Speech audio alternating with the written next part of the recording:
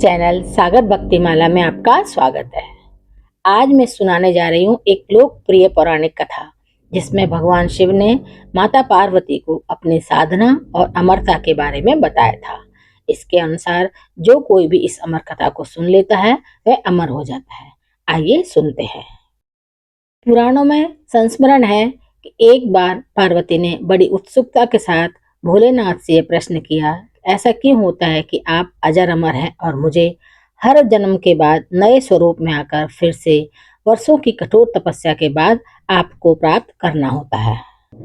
जब मुझे आपको ही प्राप्त करना है तो फिर मेरी यह तपस्या क्यों, मेरी इतनी कठोर परीक्षा क्यों, और आपके कंठ में पड़ी ये परमुंडमाला तथा आपके अमर होने का कारण वह रहस्य क्या है। महाकाल ने पहले तो माता को यह गूढ़ रहस्य बताना उचित नहीं समझा, परंतु माता की स्त्री हट के आगे उनकी एक न चली। महादेव शिव को माँ पार्वती को अपनी साधना की अमर कथा, जिसे हम अमरत्व की कथा भी कहते हैं, उसी पावन अमरनाथ गुफा में कही। भगवान शंकर ने माँ पार्वती जी से एकांत व गुप्त स्थान पर अमर कथा सुनने को कहा, जिससे कि अमर कथा को कोई भी जीव, व्यक्ति और यहाँ तक कि कोई पशु पक्षी भी ना सुन ले, क्योंकि जो कोई भी इस अमर कथा को सुन लेता वह अमर हो जाता। इस कारण शिवजी माँ पार्वती को लेकर किसी गुप्त स्थान की ओर चल पड़े। सबसे पहले भगवान भोले ने अपनी सवारी नंदी को पहलगांव पर छोड़ दिया। इसलिए बाबा अमरनाथ की यात्रा पहलगांव से शुरू करने का तात्पर्य या बोध होता है।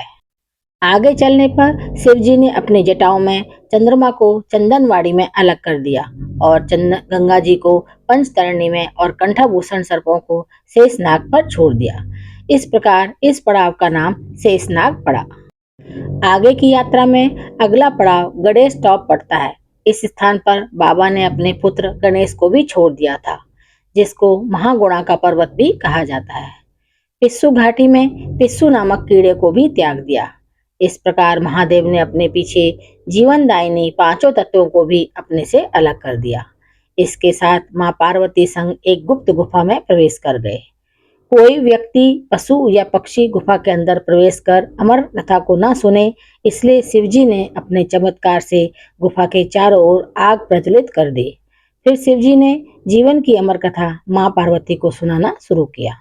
कथा सुनते सुनते देवी पार्वती को नींद आ गई और वह सो गई, जिसका शिव जी को पता नहीं चला। भगवान शिव अमर होने की कथा सुनाते रहे। इस समय दो सफेद कबूतर श्री शिव जी के कथा सुन रहे थे और बीच बीच में गूं गूं की आवाज निकाल रहे थे। शिव जी को लग रहा था कि माँ पार्वती कथा सुन रही हैं और बीच बीच में हुंकार भर रही हैं। इस तरह दोनों कबूतरों ने अमर होने की पूरी कथा सुन ली। कथा समाप्त होने पर शिव का ध्यान माँ पार्वती की ओर गया, जो सो रही थी। शिवजी ने सोचा, अगर पार्वती सो रही हैं, तब इसे कौन सुन रहा था। तब महादेव की दृष्टि कबूतरों पर पड़ी। महादेव शिव कबूतरों पर क्रोधित हुए और उन्हें मारने के लिए तत्पर हुए। इस पर कबूतरों ने शिवजी से कहा, हे प्रभु, हमने आपसे अमर होने की कथा सुनी है। यदि आप हमें मार देंगे तो अमर होने की यह कथा झूठी हो जाएगी। इस पर शिवजी ने कबूतरों को जीवित छोड़ दिया और उन्हें आशीर्वाद दिया कि तुम सदैव इस स्थान पर शिव पार्वती के प्रतीक चिन्ह के रूप में निवास करोगे।